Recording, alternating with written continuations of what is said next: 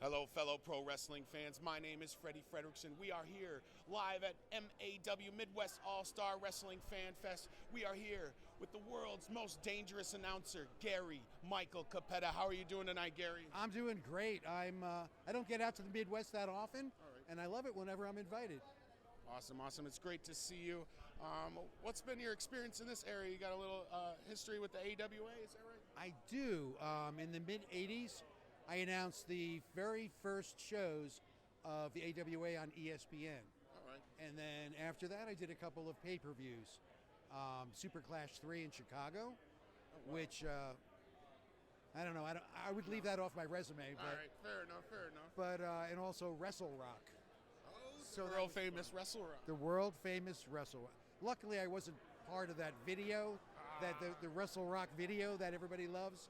Yeah. So no, I was Vern Gagne invited me out and had me doing announcing for those special events. All right. And what have your travels like been through the pro wrestling world? What's been some of your favorite memories as a ring announcer? Well, it's been 50 years, so a lot of people don't realize that I spent my first 11 years with WWE. Okay. A lot of the folks who are fans today and look at the YouTube videos, they are familiar with my WCW years. That was in the 80s and the 90s. But before that, I announced for the McMahons. Okay. So, I have a lot of memories. One of my most favorite things to do when I was with WCW were the European tours. Because when you're on TV and they're taping you, you don't think about where it's going. And it's not until you are in Germany or you're in England or Ireland and the folks recognize you that it's like overwhelming. It's like I really feel blessed to have had those experiences. Very cool, very cool. Getting the ability to travel the world like that. Let's see, any advice for ring announcers getting started, or how did you get into it? My advice would be to get as much experience as you can in front of a crowd, because that's the only way you'll learn. And everybody models themselves after an announcer that they liked. And so everybody steals from everyone else, in the beginning.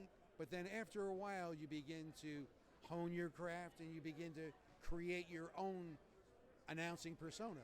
So it will, just with experience and trial and error, it comes.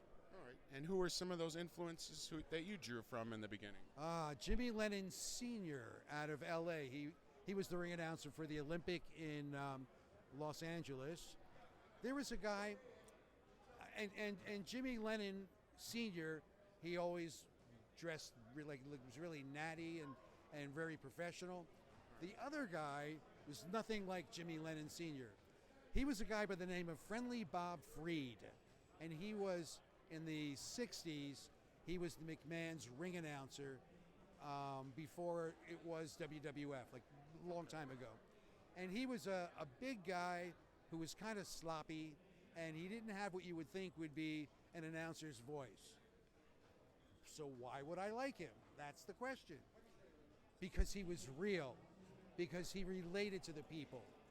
And so if you take a Jimmy Lennon Sr. and the Friendly Bob Freed and you put them together, you have someone that looks a little classy and also can relate to the audience. Beautiful, beautiful. I got some homework to do. Everybody, you've got homework to do. Today, do you keep up with any of the ring announcers today, or any favorites, or anybody particular you like? Not. I don't really keep up with. Yeah, okay. Not so much.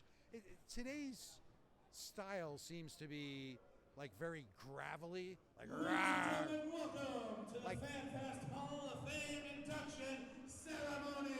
See, that's see what I'm talking about? Great example, great example. Like a lot of them sound really angry, and I don't know why. Well, Gary, things are about to kick off here at FanFest. We better get going. Safe travels, sir. Thank you for joining us. The world's most dangerous announcer, Gary Michael Capetta. Don't hurt me. Don't hurt me.